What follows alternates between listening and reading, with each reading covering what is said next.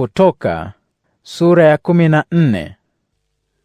Kisha Mwenyezi Mungu akamwambia Mose, waambie Waisraeli warudi nyuma, wapige kambi mbele ya Pihahirothi, kati ya mji wa Migdoli na bahari ya Shamu, mbele ya Baal-Sefoni.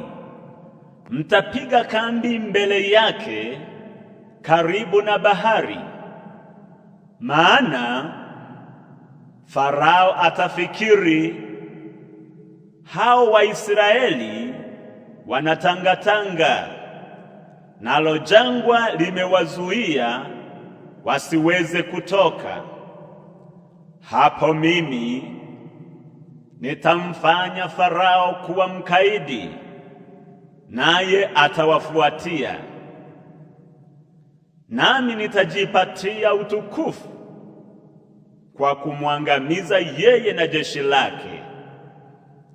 Hapo Wamisri watatambua kwamba mimi ndimi Mwenyezi Mungu. Basi Waisraeli wakafanya hivyo. Farao mfalme wa Misri aliposikia kwamba Waisraeli wamekimbia, yeye na maofisa wake walibadili fikra zao. Wakasema, tumefanya nini kuwaachia Waisraeli waende zao wasitutumikie tena? Basi Farao akatayarisha gari lake la vita na jeshi lake. Alichukua magari yake bora ya vita 600 na magari yote mengine ya kivita ya Misri yakiongozwa na maofisa wa kijeshi. Mwenyezi Mungu akamfanya Farao mfalme wa Wamisri kuwa mkaidi, naye akawafuatia Waisraeli ambao walikuwa wameondoka Misri kwa ushupavu. Wamisri pamoja na farasi wao wote, magari ya farasi ya vita na wapanda farasi wake waliwafuata Waisraeli, wakawakuta wamepiga kambi kando ya bahari karibu na Pihahirothi mbele ya Baal-Sefoni. Waisraeli walipotazama na kumwona Farao akija na jeshi lake dhidi yao, walishikwa na hofu kubwa. Wakamlilia Mwenyezi Mungu. Wakamwambia Mose, je, hakukuwa na makaburi ya kutosha nchini Misri, hata ukatuleta tufie huku jangwani? Ya nini umetufanya tutoke katika nchi ya Misri? Je, hatukukwambia mambo haya tulipokuwa bado Misri? Tulikwambia utuache tuendelee kuwatumikia wa Misri. Ingalikuwa afadhali kuwatumikia wa Misri kuliko kufia huku jangwani. Mose akawaambia Waisraeli, msiogope, kaeni imara. Leo mtaona jinsi Mwenyezi Mungu atakavyowaokoa. Maana hawa wa Misri mnaowaona leo hamtawaona tena. Mwenyezi Mungu atawapigania. Nyinyi mnachotakiwa kufanya ni kutulia tu. Mwenyezi Mungu akamwambia Mose, kwa nini mnanililia? Waambie Waisraeli waendelee mbele. Inua fimbo yako na kuinyosha juu ya bahari. Maji yatagawanyika na Waisraeli wataweza kuvuka katikati ya bahari mahali pakavu.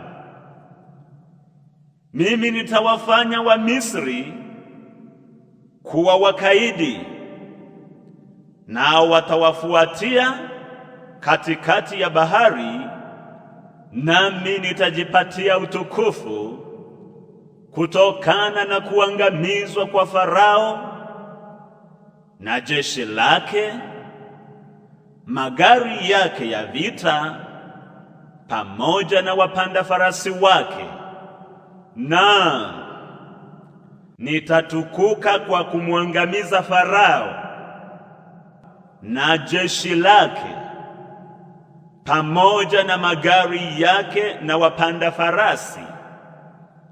Nao Wamisri watajua kwamba mimi ndimi Mwenyezi Mungu. Basi malaika wa Mungu aliyekuwa mbele ya kundi la Waisraeli aliondoka akakaa nyuma yao, na ule mnara wa wingu pia uliondoka mbele ukasimama nyuma yao, ukakaa katikati ya Waisraeli na Wamisri. Lile wingu likawatia Wamisri giza, lakini likawaangazia Waisraeli usiku. Kwa hiyo makundi hayo mawili, jeshi la Farao na kundi la Waisraeli, hayakukaribiana usiku kucha. Mose akaunyosha mkono wake juu ya bahari, naye Mwenyezi Mungu akaisukuma bahari nyuma kwa upepo mkali toka mashariki. Upepo huo ulivuma usiku kucha, ukaigawa bahari sehemu mbili, na katikati kukatokeza nchi kavu. Waisraeli wakapita katikati ya bahari mahali pakavu, kuta za maji zikiwa upande wao wa kulia na wa kushoto. Wamisri wakawafuata kwa kupitia nchi kavu iliyokuwa katikati ya bahari, pamoja na farasi wao, magari yao ya vita na wapanda farasi wao wote. Karibu na mapambazuko, Mwenyezi Mungu aliliangalia jeshi la Wamisri kutoka katika ule mnara wa moto na ule mnara wa wingu, akalitia hofu kubwa. Aliyakwamisha magurudumu ya magari yao, yakawa yakienda kwa shida sana. Hapo Wamisri wakasema, tuwakimbie Waisraeli. Mwenyezi Mungu anawapigania Waisraeli dhidi yetu.